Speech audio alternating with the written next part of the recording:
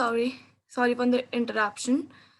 And he is a lawyer and an advocate practicing in Supreme Court of India, High Courts, and various other tribunals. He has dealt with issues relating to corporate, criminal, environment, and matrimonial disputes.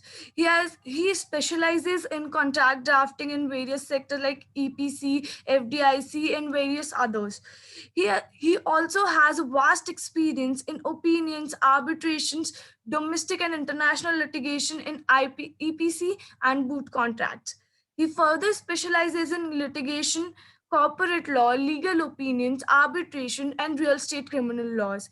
And his experience as a law officer with government companies gives us an added advantage of grasping the matter and understanding the administrative aspects as well. So today we are here to discuss about the hotly debated topic in our country, that is farmers bill. You all have been seeing it all through the last few weeks. The issue has been discussed in news channels and newspapers and every news website. So today we also are here to discuss this to discuss this from a legal perspective. So now I would like sir to take over and begin with. Thank you, sir. Thank you so much, Anika, for the introduction. And thank you everybody for joining today to discuss on the Farmers Bill. So when I was asked to speak on this topic, I asked the program coordinators. So am I audible and visible, everyone? Yes. Yes, Hello? you're audible and visible. Oh, thank you. So when I was asked to speak on this topic, as you all know, this is a very burning topic these days. So everybody has been opinionated on this aspect, that what should be the exact aspect of, say, a farmer's bill, whether it is correct, it's not correct, what should we do, what we should not do. And also it has so many perspectives. For example, it has a legal perspective, it has a perspective of political side, it has a perspective on economic side. So we need to analyze a particular act or a legislation in all the perspectives and find out whether this actually is required for our country or not. So let me start, since most of us do belong to the legal field. So let us start from the legal aspect of this particular statute. As we all know that there are basically three statutes which has sprung all the Farmers Act into action. One is your Farmers Produce Trade and Commerce Promotion and Facilitation Act 2020. Second is your Farmers Empowerment and Political Agreement on Price Assurance and Farmer Services Act 2020. And third is the Essential Commodities Act, Amendment Act 2020. So all these three acts, they have been promulgated to give effect to what our government thinks, that in order to empower the farmers. Now, was all these three acts really important to be enacted? That's the first question. And second question is that whether the central government had the power to enact these three acts or not. So as we all know that agriculture basically is into the state list. It is not a domain of the union list. But at the same time, to promulgate any economic activity or to further the interest of farmers or agricultural produce activities, it falls within the domain of a concurrent list, which is list 3. So wherein the state as well as the central government is empowered to make laws. So this is what the central government has thought.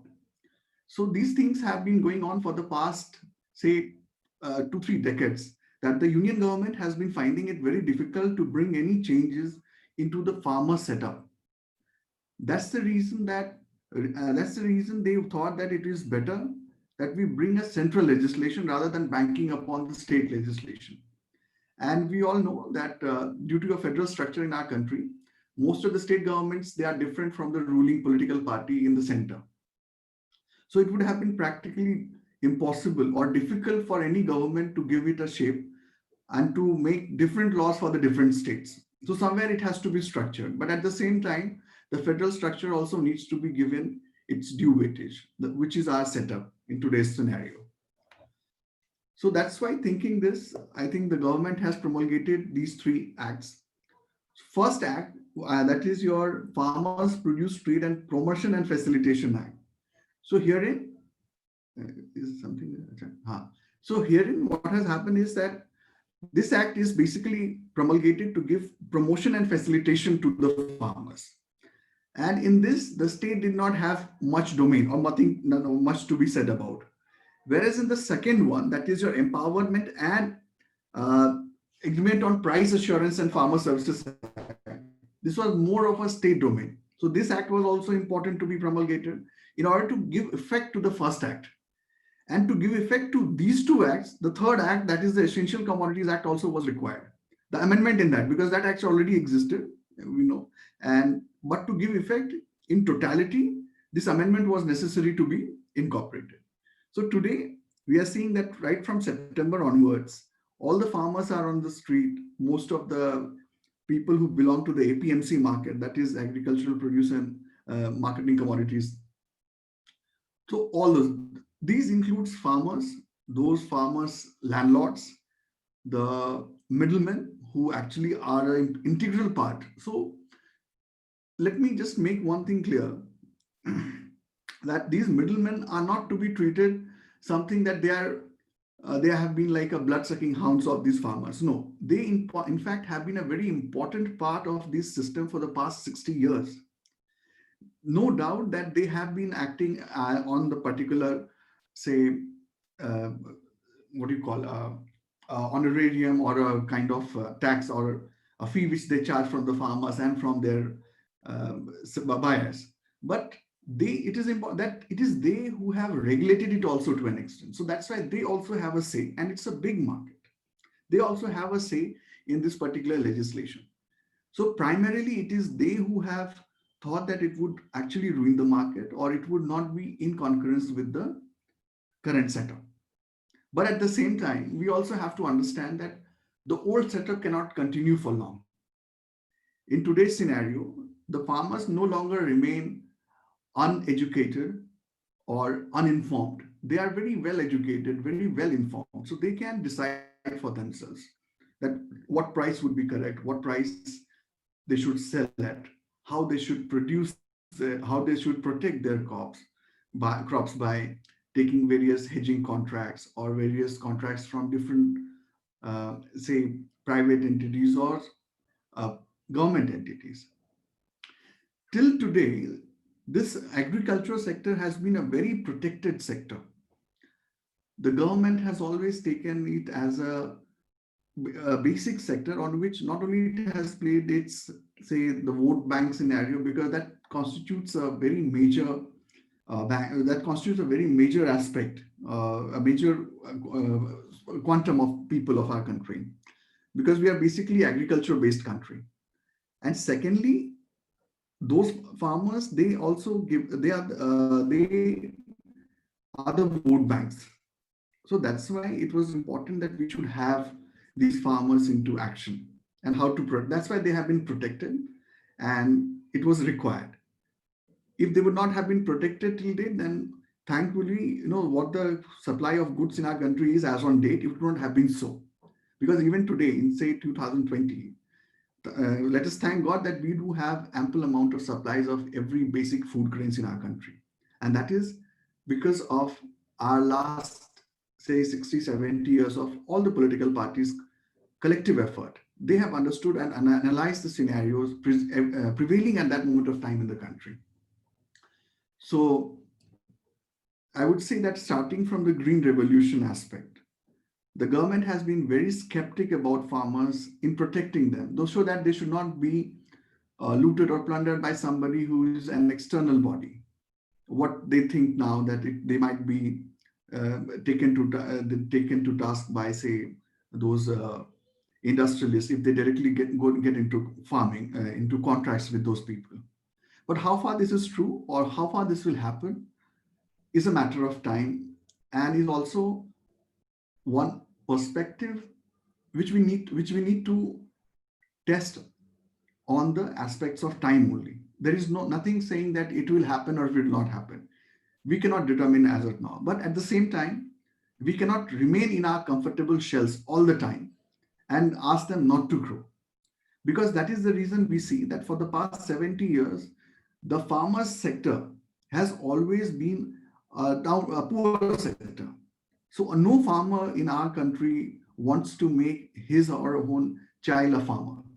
That's one of the biggest reasons, because they don't see a future in that, because they see that this sector has remained as it is for since the time we have got this independence, or even prior to that. So farmers have been the most poor sector in our country that way. So that's why one more legislation, or say a change in the legislation, was very much required, which the government from time to time they have been bringing into. And that's the reason that all those changes today have led to a very balanced and a very regulated agricultural sector in our country. In the old setup, where the farmers would take their produce and go to the APMC markets, then there the person will take their produce and they will auction the product to various other consumers who have come there, which are generally big corporates or those industrial houses who need grains in bulk, or those retailers, or for other purposes, but not the retail purposes. For that, we have another system called rationing by the government, and we also have another retail areas from where we get our food grains, where it is sold. So that's why all these things are sold in three different categories at different varieties. But in this main thing, the only person who has been ignored is the farmer. So now comes the question that after these three amendments, will these farmers be empowered? Would they actually get their due, what they have not been getting? Or would they be deprived of their due, whatever they're supposed to get, or what they have been getting till date? We know that there are various levels of farmers also, just like any profession or trade or business. There are poor people, there are poor farmers, there are well-to-do farmers, and there are very well-to-do farmers who are very wealthy beyond what one generally comprehends about farmers. So now, in order to provide a level playing field to everybody, the government thought, let us make certain changes in our Farmers Act, and essentially incorporated these two acts, and then a further change or amendment into the third act. Let me now go through the two acts, and let us discuss that what will happen, and what are the changes these two acts have brought us, and why these two acts changes are important, or do they have any particular meaning. So let's start with first the Farmers Produce Trade and Commerce Activity. So in this act, basically we say that the Farmers Empowerment and Protection Agreement has been basically depending upon the wholesalers, exporters, or large retailers for farm services. That's why the objective of this act, which was one of the things that basically everybody contended that this does not have an objective. So they say that it is an act to provide for national framework on farming agreements that protects and empowers farmers to engage with agri-business firms, processors, wholesalers, exporters, and large retailers for farm services. Prior to this, these farm services or these retailers were not available to farmers. They were available to somebody else in the market. So that's why this particular act was brought into picture. So in this, one of the most important thing what we have to see is that who is a farmer here. So if I may read the section, so section 2E says that a farmer means an individual engaged in the production of farming produce by self or by hired labor or otherwise, and includes the farmers producer organization. So we see that this is a comprehensive definition. It says that engaged in the production of farming, that means an individual, a hired labor or otherwise, that means who can be on a contract, like laborers coming from different parts of the country to the states where they have a shortage of labor and have ample produce. For example, we see that most of the migrant laborers from Bihar and Jharkhand, they flock towards Punjab, Haryana to work there in fields because they get good amount of labor for what they do not get in their parent states. And third includes the farmer producer organization also. So this is what the farmer here basically means. So now all these three will be regulated. All these three have to be seen as a farmer, and then only all the laws will operate here. So this first agreement, that is your this first act, that is your Empowerment and Price Assurance Farmer Services Act. So one second,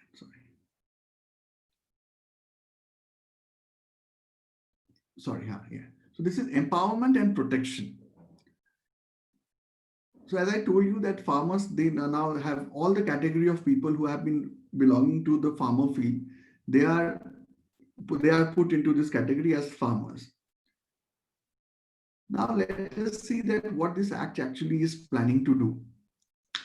So it is saying that afterwards, it states that what will be a farming agreement then in that case.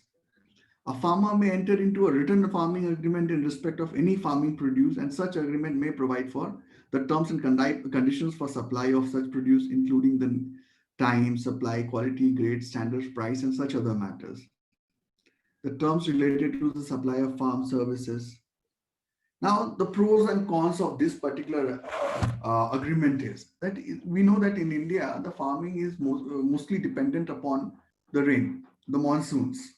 And in such scenario, if we make any farmer enter into a specific contract, would it be an impediment for his growth, or would he be bound by such agreement? Because a contract has to be given its own due weightage. It cannot be ignored in the view of, say, force majeure or vis majeure situations. So it has to be given its due weightage. Would those farmers who are actually into these kind of small farming agreements, would they be able to absorb these shocks in case if it happens? So that's one of the issues which the small farmers today is wary about, that what if this happens, then he will be left in lurch. But at the same time, I do understand that even the government has clarified that it is not that we would completely stop the FCI or we would completely stop APMC markets. Nothing is going to affect there in the APMC market. So what it seems as of now is that it will coexist hand in hand. That means the previous system will also exist, but the new system will also exist.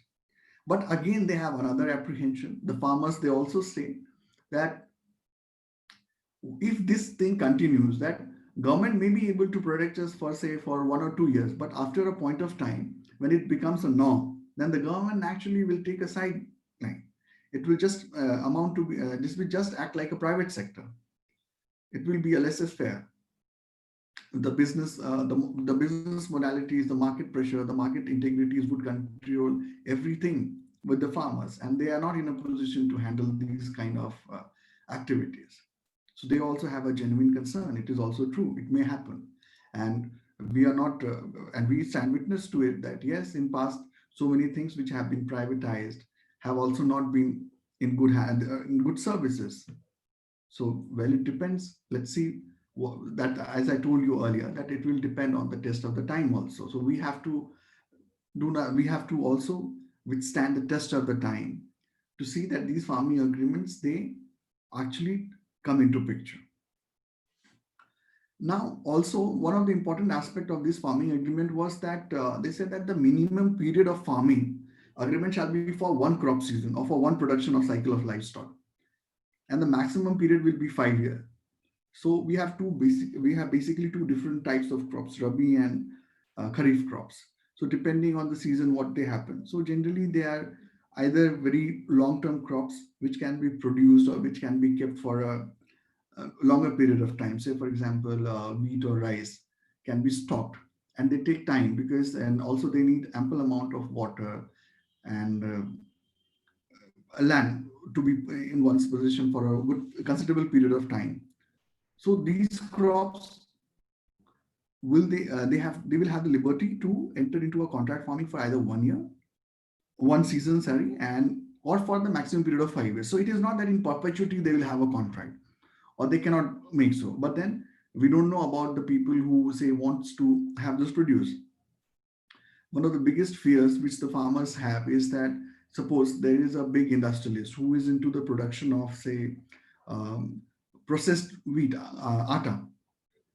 So what if he contracts with a farmer and says that I take all your wheat produce and I'll produce it and sell it into the market. So I buy it from you, say at the rate of 5 rupees per kg, and I sell it in the market of say at 70 rupees per kg. So should the government look into such picture? Because as of now, prima facie, it seems that this farmer is protected. Earlier, he was forced to sell the same product in the market at 3 rupees. But now, one person who is directly telling him that I'll give you 2 rupees extra for that produce which you make in the field. And, and I take guarantee that I'm going to buy all your products. You don't have to roam around in the market seeing people, looking at people. And at the same time, the farmer says that oh, earlier I had liberty. Then I was thinking that, okay, I'll have somebody else also if you don't give me a good price. So I'm bound by it. So what if, like, say, for 2 seasons this continues, and third season this person does say, the industrialist says that, okay, no, thank you, I don't want your wheat no long, I don't want your wheat now. Then will he have the liberty? So all these things come into picture with these legislations, and these kinds of thoughts engulf the minds of the farmers as well as the people who think that uh, this new legislation may have some certain other repercussions, but we don't know what it is going to be. So along with that, the farming season contract, we also have in this that no farming agreement shall be entered into the purpose for any. So in order to protect what the government is said, it has clearly said that no farming agreement shall be entered for the purpose of any transfer, including sale, lease, and mortgage of the land or premises of the farmer. So this has been categorically stated into this act that no farmer would be forced to or would be asked to transfer his land or including sale, lease, or any kind of say interest in that land to that person to whom he enters into a contract. But de facto, will it be a say sale or lease?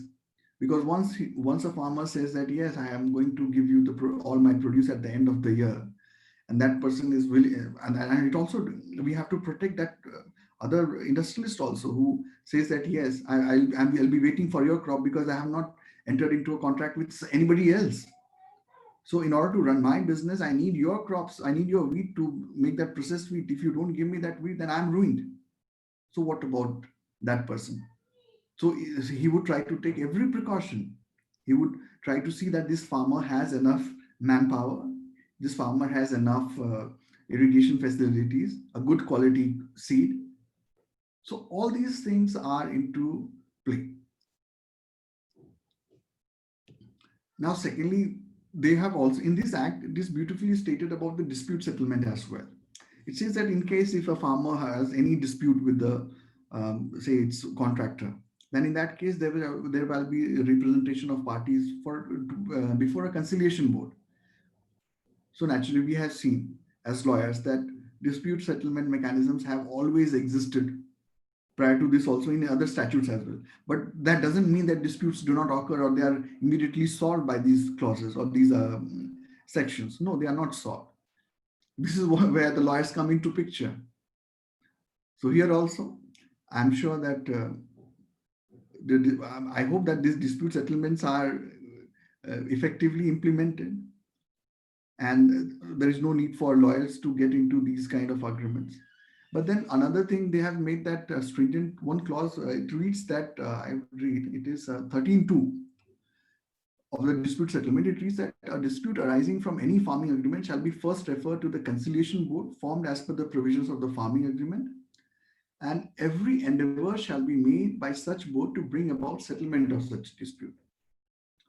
Where in respect of any dispute or settlement is arrived during the course of conciliation proceeding, a memorandum of settlement shall be drawn just like any other dispute mechanism, and it shall be binding on the parties. And they have ousted the jurisdiction of the civil courts, so which is done in most of the statutes. So that's also a good thing to see. So at the end of the day, I would say that it's a good statute, but everything depends upon the implementation. How beautifully we implement is more important rather than what is the contents of the section. As we know that all the statutes, say for example, we have sorry, I got deviated from our topic, that do the states or the union, who has the power to promulgate legislation? So as we know, it is a concurrent list. So both have the power to legislate it. So now here, when both have legislated, just like say, for example, CRPC, uh, Criminal Procedure Code, wherein it is a central legislation, but the state governments, they do make their own changes. That's why you will find that the provision for, say, anticipatory bail exists in one state and does not exist in another state.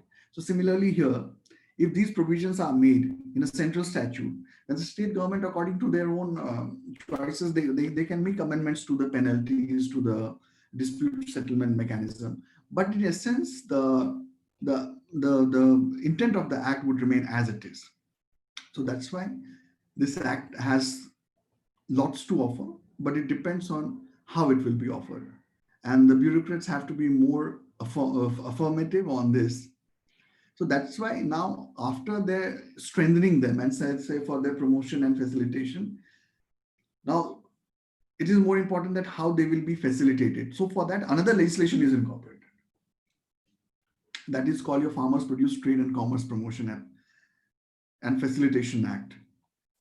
So this act also says that what all things would be included and how the farmers will be facilitated. This again is a central legislation.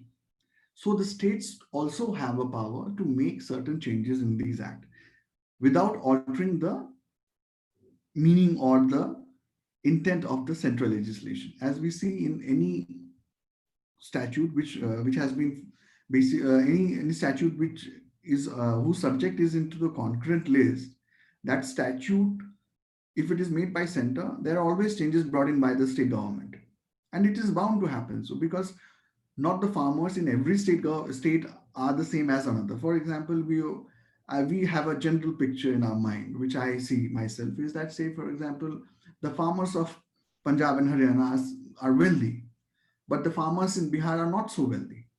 Most of the sectors of the farmers, they are not so wealthy.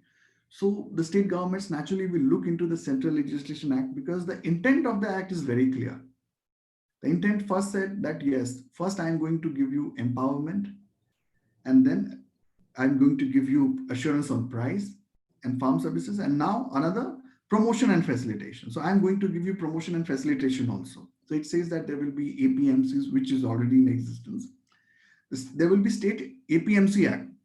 So in order to give effect to the first act, now the second act promulgation was very important, because APMC plays a mega role into the farmer's role, in the farmer's produce, because it is not hidden from us that every year we read and we find that FCI also has stated, that is Food Corporation of India, that huge chunks of wheat storage and all, they keep rotting into the FCI godowns, and they are not being used by anybody. The farmers at the same time, they have to throw their produce on the roads, because they say they don't get a good price. And we, at the end consumers who are into the retail sector like us, or the industrialists, they all get at different prices. So there is no one prices. So the government has been regulating all these things. If the government leaves this regulation as what they intend to, that they are saying that we are not leaving it. But what if they leave this regulation? What will happen tomorrow? What will happen to the basic farming, the producer, the person who is acting on the field? Will he be protected? Because unless he is protected, he will not be able to deliver good products or ample amount of crops, which we have been getting. But at the same time, he needs to be empowered also. He needs to be facilitated also. So that's why the second act says that, yes, let us define all those things categorically. So who will be a scheduled farmer? What will be a trade area? So all these things. And then there will be, the traders, and what there will be traders, and what will be the role of APMCs, agricultural produce marketing commodities. So farmers definition has been included here also, what has been given in the first act, and what are farms produce, and there shall be no prohibition on intrastate and interstate trade. So earlier there were lots of, say, taxes and cess which would happen. on the interstate and intrastate in terms of farmer producing. And it was not possible to get those produce at the same price because there will be heavy cess or heavy taxation on those products. If we want to buy a rice, say rice from Tamil Nadu in Delhi, then we cannot directly buy that rice here in Delhi. It has to come through a particular module. So, and in that process, there will be heavy cess charge on it. That's why it says that no. So one of the specific sections of this Empowerment Act says, that is Section 6, that no market fee or cess or levy by whatever name called under any state APMC Act or any other state law shall be levied on any farmer or trader or electronic trading and transaction platform for trade and commerce in scheduled farmers produce in a trade area. So in a trade area, there will be no fee or cess levy by that particular say APMC on those farmers. But if they do interstate transaction, naturally there will be other sales tax which will be attracted, but then this cess would not attract if on that particular platform in that particular trade area, and that trade area is already defined in this act, Promotion and Facilities Act. Again, they also have the same Dispute Resolution Act. So, and the third is we have the Essential Commodities Act. So the Essential Commodities Act also says that why the grains have been already an essential thing in our country. So we have to, so the changes in Essential Commodities Act was also important. So after seeing these two acts, we see that government has tried to bring in certain changes, new legislation, and new regulations, which they have also said in terms of by means of certain other notifications and circulars. So those notifications and circulars, they will be issued from time to time to regulate the intent of these two acts. And there is a big area where we can debate in ourselves that whether what are the pros and cons of these particular farm bill or this farm act what we have got. So this as we all have discussed, and we find every day in newspapers that will eradicate the government says that it will eradicate the fears of the farmers, that traders who buy from the farmers would be punished for holding stock. The act will also provide alternative farmers for to sell their products. The government says yes, and now they will be willing to sell their product to corporate or an exporter who is buying in wholesale from the farm itself. And the farmer shall be more technologically aided, and there will be a flexible and feasible system, because we understand that we cannot be tight-lipped, or we cannot remain in our shells, because if we remain in our shells, then in that case they won't grow. So a change is required, no matter what change, and this change has to be tested on the parameters of time. If we don't test the changes on the parameters of time, probably the farmer's stride would remain what it remains today as on date. So these things have to be implemented, but definitely in a very phased manner, not directly. So these were the certain problems with the government said, but at the same time, the farmers said that no, there will be minimum support price has been declared, but there will be no specific rule or law that will be implemented. But the government says no, we are not doing away with the minimum support price. Until date, they have not done so. And there will be no statutory backup for the minimum support price. So the government again clarified, says that no, there will be a statutory backup. We don't know. I don't know specifically that whether this minimum support price has been done away or not been done away, because what I last read in the notification, yes, it still exists. So that means FCI is still there to buy those products at the minimum support price. So another con is that if there is a direct relationship between farmer and the minimum support price, they will sell their product. There is no mention that how the law will be implemented. Only crop where MSP payment has come, statutory implementation, what they say is only sugarcane. Apart from that, there is no changes in any other, because it is being governed by the Sugarcane Control Act of 1966. So there are two areas of caution for the farmers, the government and the consumers. So they say the corporate intervention in agricultural market needs to be monitored closely, even if they invest in, say, these value chains, and these chains are indispensable.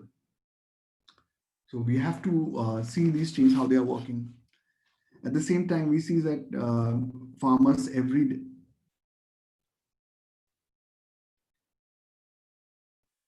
Okay, I'll come to the question answer session. We will discuss it. So now today, I read in the newspaper that farm unions agree to resume their government talks, but on four conditions. So the farmers now, let us shift slightly to the political side. On the political aspect, we find that many of the people, we think that, see those who are pro government, they find that the people who are protesting at the side are wealthy farmers, and they don't need any protection from the government, and they are just there because most of them are middlemen. So I myself have voiced at one point of time that if we see those middlemen are very powerful people. They are mostly the relatives, kith and kins of bureaucrats, politicians, and very wealthy people. So to sideline them would not be so easy. And also, it is one of their biggest income source. So they will not side back. So that's why they are holding on to these kind of protests, because it will kill their major income. But at the same time, it is important to understand that people who are facilitating this trade between the farmers and other consumers, do they actually deserve this kind of compensation, or this kind of say brokerage in between? So they do, because they are very important, as we see, to facilitate, and facilitation is very important.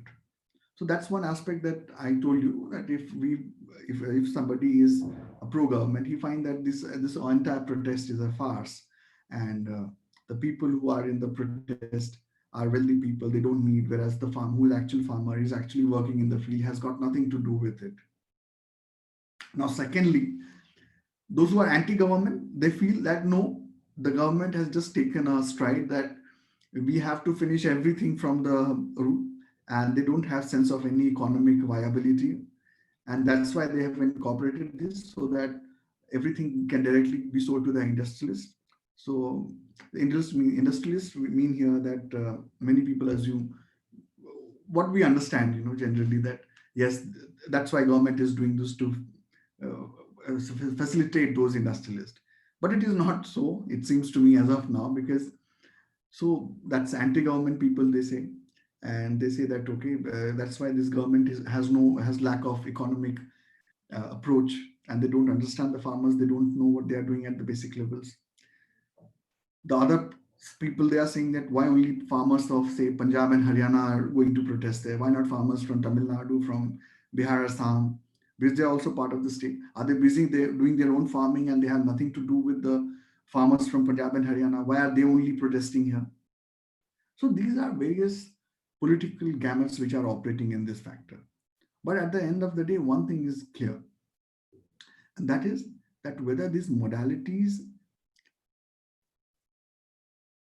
needs to be implemented to strengthen the farmer who is at the basic level. So now, on the four factors which I stated you, on which today the farm unions have said that we are ready to speak to the government again after, say, 2 months of strike. First is, I would like to read it. They want to include that modalities that need to be adopted for scrapping the three new farm laws. So they want the scrapping, not any amendment. Secondly, mechanisms to be adopted to make remunerative MSP into a legally guaranteed entitlement for all farmers and all agricultural commodities. That's something interesting which the government can do, and which in a way is more protective for the farmers at the base level. Third is amendments to be made and notified to exclude farmers from penal provisions of new ordinance on air quality management in NCR and nearby areas. Well, this third factor may seem alien to people who do not belong to the NCR areas, but it's a very important legislation to that respect. So we know that unless we make these kind of statutes, and we actually implement it very harshly, we won't be able to control the air pollution in the Delhi NCR area. There are producers. In fact, the Delhi government had, I would really appreciate, the Delhi government had made certain chemical which they say that if you directly put it into those farms, then there is no need to burn parali. that farm waste. But most of the farmers chose not to adopt it because they were not used to. They always believed in indigenous techniques to do the farming. But that's a very new thing because the pollution level in Delhi NCR is hazardous. So that's why that's the third demand which they say that needs to be scrapped out. But Delhi NCR people don't think it is a good one. Changes in the draft electricity amendment bill to protect interests of farmers. So that's another one thing which the government can consider. So amongst all these four demands which the farmers have put today, they would like to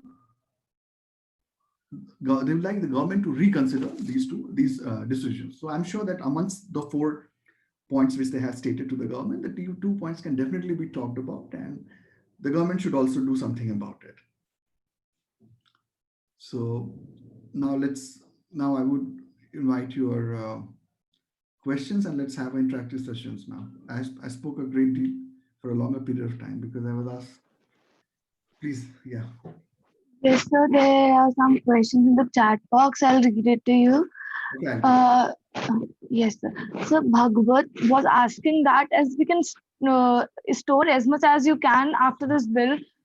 So will the prices of essential commodities rise after this? No, I don't think the prices of the essential commodities will rise after this because hoarding in food grains cannot, except few basic kharif crops, it cannot go on for any other sector. So that's why the prices of the essential commodities won't be. In fact, there would be no hoarding now. Earlier there was hoarding because they thought that. I would like to respond to Bhagwat Mahato sir that earlier people had an option to store because they thought that let the price increase and then we will sell it. But now since it will be a laissez faire, a market ruled economy, so here they would like to sell it as soon as possible and not wait for the other things. That's one. Second. Yes, sir. Another question is, will it help bring private investment into agriculture? Farm bills will help bring in private investment.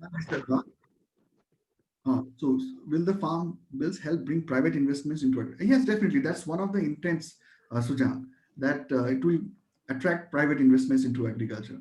But one thing is that the farmers themselves are very skeptic about private investments into agriculture. Because if we have private investments into agriculture, we don't know what will be the terms and conditions which they might come up with. Government has tried to take every step or every clause into their, that is your empowerment and agreement on price assurance and farm services, that they will not allow the farmers to be exploited. But yes, definitely it will bring private investment. Third is from... Yes. Yeah. So do I read or you will just look into it? I look into it. Okay, thank you. Okay, so next is from Ms. Pratika Palihavadana. Why was the government in a hurry to pass the Farm Bills 2020? Well, now that's a good question, Rachika. So it is a political question as well as it is a legal question also. That amongst the session, because when the session was not held, so why was the government in a hurry to pass the Farms Bill? So probably what I apprehend is that on one hand, the government thought that this is the best time. They can pass the bill without any objection. They already have the majority in the lower house. So it would not take much time to the bill to sail through. And secondly, what government apprehends is that due to this corona episode, so we also need to have good stocks of grains of farmers, and those farmers also needs to be protected. So that's why they thought this is an appropriate time to pass this bill. Third is from Tharuka Hetrachi, that if this bill is to be taken to a judicial interpretation in any way, what interpretative approach is important to safeguard the rights of farmers? What interpretative approach is important to safeguard? See, Tharuka, the important safeguards which are required for the farmers are like they have already been mentioned in the act. They say that how we are going to give you price assurance, how we are going to protect your crops, how we will not allow you to make any agreement for more than 5 years, how you can make an agreement for one session, crop session. So these are the one things. And third, sir, Mr. Sudan says that as we know, laws are there to facilitate people and for their benefit. But regarding past incidents in perspective, why are farmers upset with the farmers? Yes, Sujan, they are upset with the farmers because the farmers constitute not only one category of farmers, which are, say, little economically poor, but also those who are economically very good. And the farmers definition, as you see, includes even the middlemen also here. That means who are acting into the farmers produce. So those farmer producers, that's why they are upset with the farm bills and they have come on the streets. Now from Asus to everyone, preamble never says we are communist. Communism means if you have two cows, give it both hands or government never provide land. If my land is there, why can't only a person decide where to sell it? Absolutely, absolutely. That's what the government does. So that's what the government is doing. The government is saying that yes. Earlier, the government used to say that you come and sell all the produce to me in my APMC, and then my APMC will direct. So now the government is saying that okay, it is your land. You do the production, you enter into a contract, and you reap your benefits, whatever. The government says that we are there to protect you, but how far, how long they will protect, that we don't know. Have I missed something? Yes, moderator. Have I missed something? Please tell me. Another question. Could there be hoarding of pulses and food grains under the new farm bill? I think you have answered this question already. Bhagwat has the same question, yes. I think we can open the video for them and they can ask the questions directly instead of typing. Okay, sir. No problem. I think they do not have the permission to switch on their videos or unmute their mic because all the participants. One by one, do they have an option of raising hands, madam? Yes, I think so. They have an option. They have an option of reaction, so from there they can raise hands. Yes, sir. So you can ask for permission. I will give you the permission to unmute yourself and you can ask your question.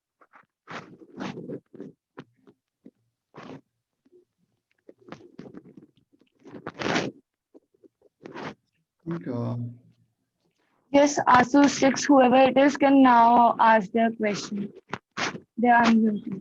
Sir, good evening, sir. I just wanted to indicate one thing.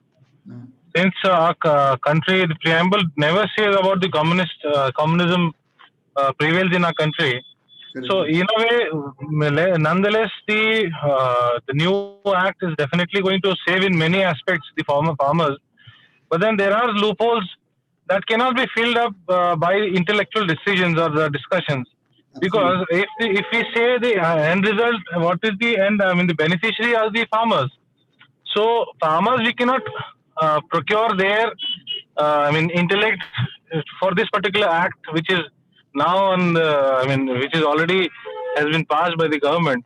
My only indication is to you that whether this entire act holds certain constitutional principles or not, and also to the extent I just wanted to indicate further that even if it's a good bill for the farmers, so why can't, when the entire community, let's say, I cannot say that entire community is against this particular bill, the farmers community, but the persons who are the actual beneficiary out of this legislation, they are coming on the road, be it the middleman or be it the last person from that farmers community.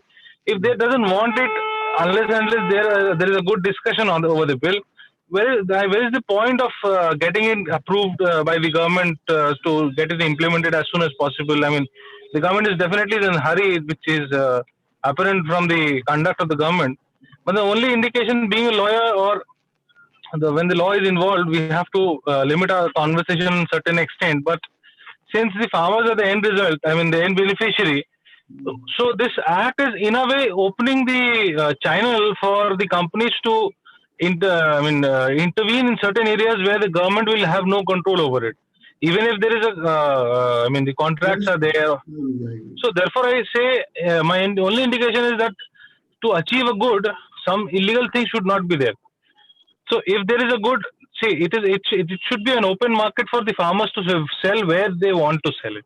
Absolutely. If there is a wastage of the products, they could have sell it to the government. Rather, the government should take over the things instead of giving it to the companies. So I raised my hand just to rather put down things to question you one thing. Whether do you think that this legislation in a way projects certain kind of communism? Because what I indicated my question in previous question, that the communism phenomena itself means that if you are having two cows, the government will take entire cows and they will distribute the milk accordingly.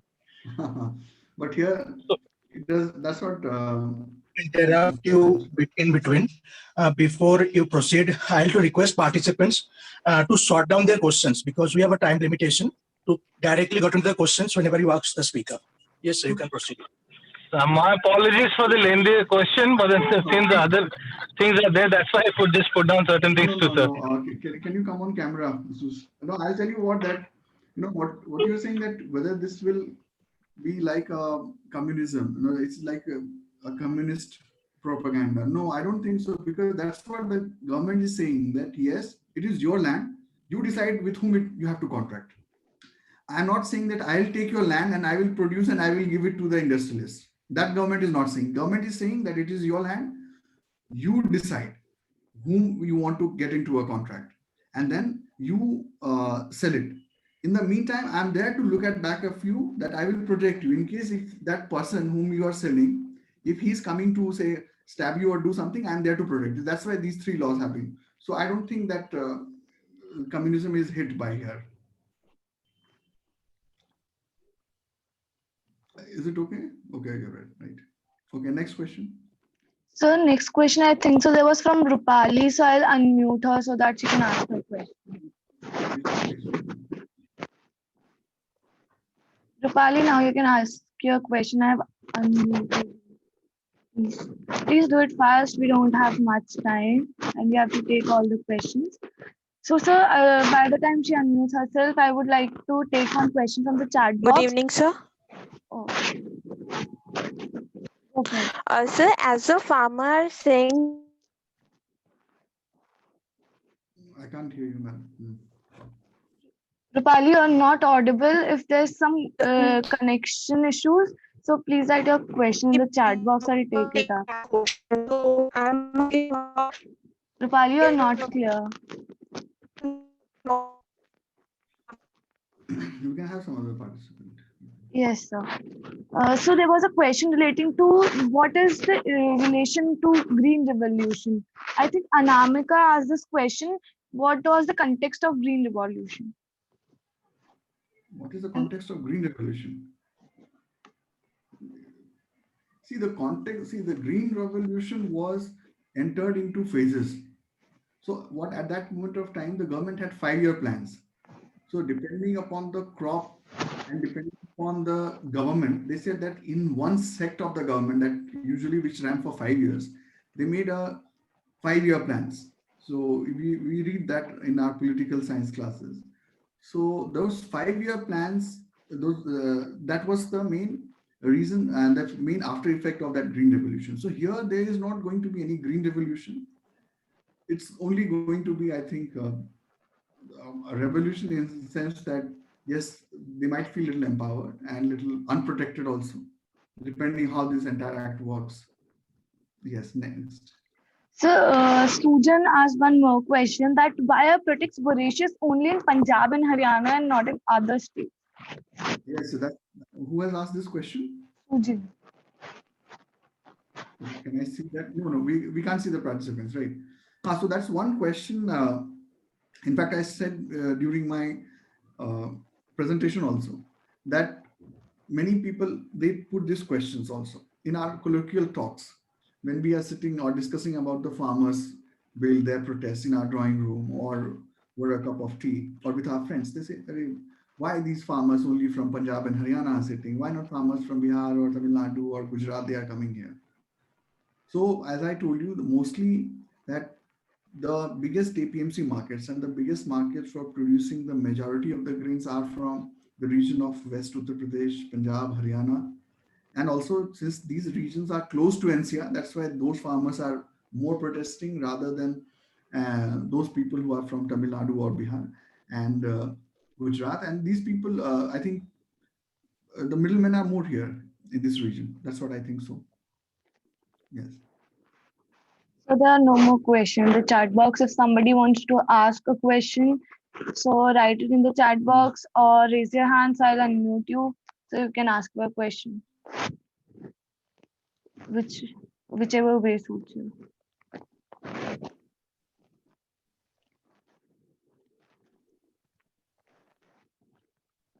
So in a way, what I want to sum up now is, see, nobody actually thought about any amendment. In fact, these amendments in farm laws always came into the minds of the government at the time of election only, be it the BJP government or the Congress government or any other political party.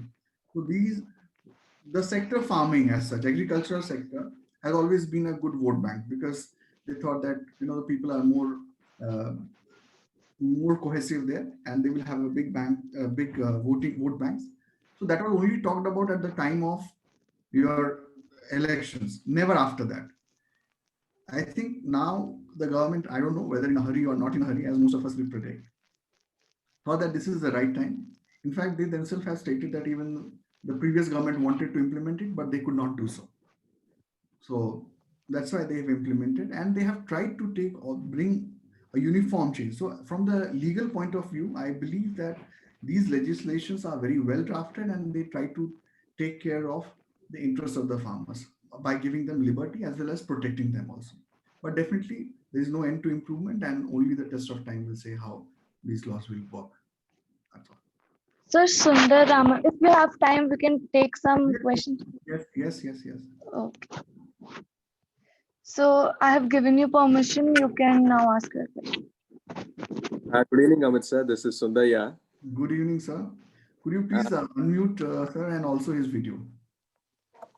Yes, so I'll do that. Given him permission for video. Okay, we don't have permission. I'm sorry, sir. Yeah. Good evening, Amit. Sorry, my apologies. I'm not in a. No issue. That's all right. Please, if you want, you can ask this question. Thank you for your very interesting lecture, Amit. I just had a small question. I think you dealt with it during the course of your lecture as well on the validity of the laws, etc. Yes.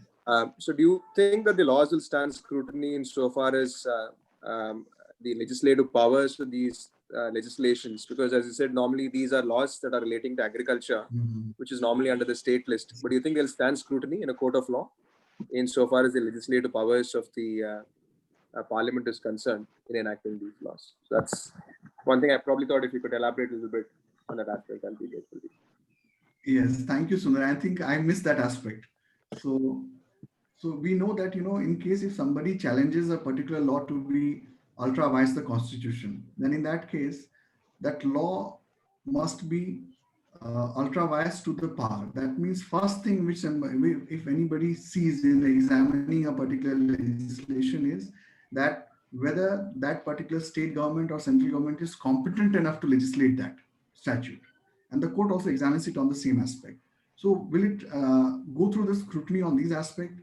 Definitely it will go through, because the agriculture is a part of state list, whereas to make changes or to make regulate it or to empower it is in the domain of the concurrent list. So that's why in a federal structure like ours, there will always be a tussle between the central government and the state government. So since the central government has legislated not only 2 but 3, so I think one act will definitely go through scrutiny. That is your on Price Assurance and Farmer Services Act. The first act, that is your Farmers Produce Trade and Commerce Promotion and Facilitation, might not go through the scrutiny because that's the entire, in my view, there's no flaw in that. That is absolutely the domain of the union government. But the second act, which the central government has promulgated, that is your Empowerment and Agreement on Price Assurance, definitely it will go through a scrutiny because state list categorically states this power to be with the state, and the central government, in my view, has usurped its power to do that. I hope that answers your question, Sundar. So there is two more questions in the chat box. One is relating to if there's change of power at the center. So will this bills will continue or not? Yes. No. These are no longer bills. They have now become acts. They have caught the presidential assent. So now they will continue. So it is not that they will try to repeal those acts, but yes, definitely those changes they can make with regard, because the main concern of the farmers is that it is not about the protection what they demand. What they are saying, the main concern is that the gap of the price which they were getting till date, that they won't be able to get. So definitely there might be certain amendments into these acts. As there was removal of APMC, so state government will be affected, state revenue. So will it affect the national economy as well? No, Mansi, I don't think that there is removal of this APMC that way, because still it will be controlled, and there will be no effect of, though it will not affect the revenue of either the state government or the central government's revenue will definitely be affected, because FCI no longer would be in a position to get those crops, which earlier they were in a position to get. But at the same time, one thing we have to understand, which is my personal view, that FCI till date has actually done a good job without we knowing it about it.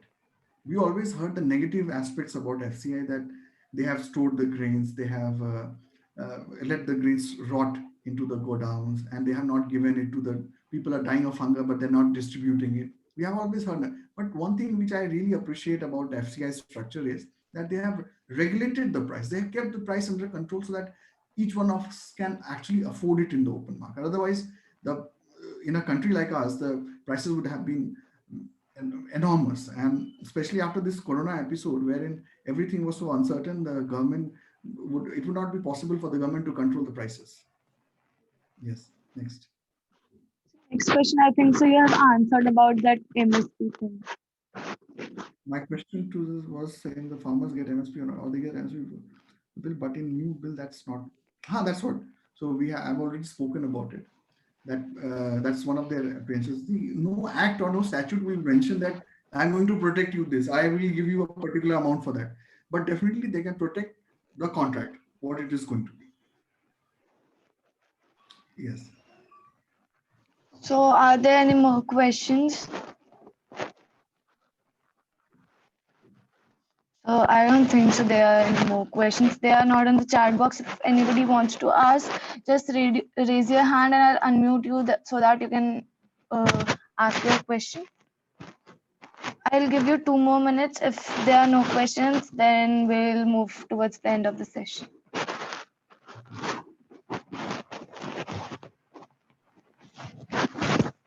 So any question, please. I think so. This is such a topic that you can ask ample amount of questions. So there's one. The government is saying.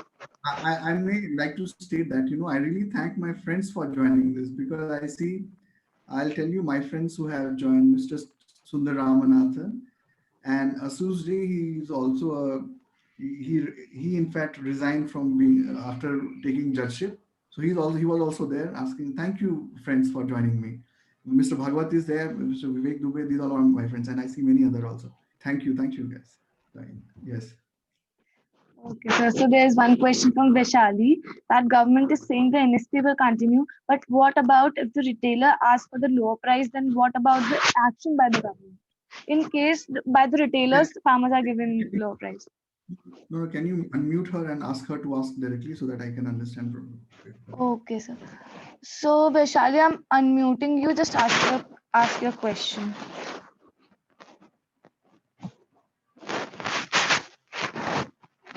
Vaishali, I have given you the permission, please. Sir, good evening, sir. Good evening, Vaishali. Sir, the government is saying that the MSP will continue. But what's the action if the retailers ask for the lower prices for the farmers, sir? Is there any action? Means the MSP is required to all the farmers, but if the farmer is getting benefit, means the MSP rate will be highest. But if the retailers will ask at the lower prices, what about the farmers? And what the action which is taken by the government, sir? That's what the government is saying, that we guarantee a minimum selling price. Let's say, for example, selling price of 1 kg rice will be 5 rupees. So that is the minimum price. So if you find a retailer who is giving you a higher price, you go and sell it to him. If not, then you come and sell it to me. That's what the government is saying. So that way it will protect. And actually this will give more liberty to the farmers, that they can directly find people or those customers. So that's why this liberty was required to be given to the farmers. Now, Just one more question, but it's not clear what he wants to ask. I'll unmute him. how much power of farmers will curtail what action by the government? No, no. See, there is no power of farmers that it will be curtailed. What power of farmers will be curtailed? The farmers are there to produce grains. They have their own land, or they work on the lease lands. So in that way, what the government is saying that we will empower you, we will give you more facilitations to work on that, so that you can sell at your own choice. The only gamut which the government and the private players are working is the government says that from today onwards you sell at your own price, whereas those people are saying that no, we want a minimum protection, which the government clarified later on that no, I'm giving you minimum protection, but then beyond that, if you want, you go and sell. So that is not being well digested by the people who are the middlemen. They are saying that if you give direct liberty to those fellows, why would they come to me and ask me to sell into the markets? Because earlier the practice was the farmer would take their entire produce to the APMC market, tell a middleman there that kindly auction my products, and then people sitting there would auction. Acha, how is your wheat? 5 rupees? No, I'll give you 3. So these things have already existed, but that's why we need a better implementation of the statute. Yes. Any more questions?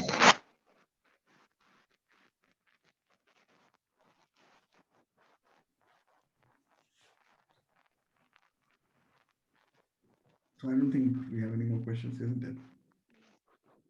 So we are here towards the end of this session.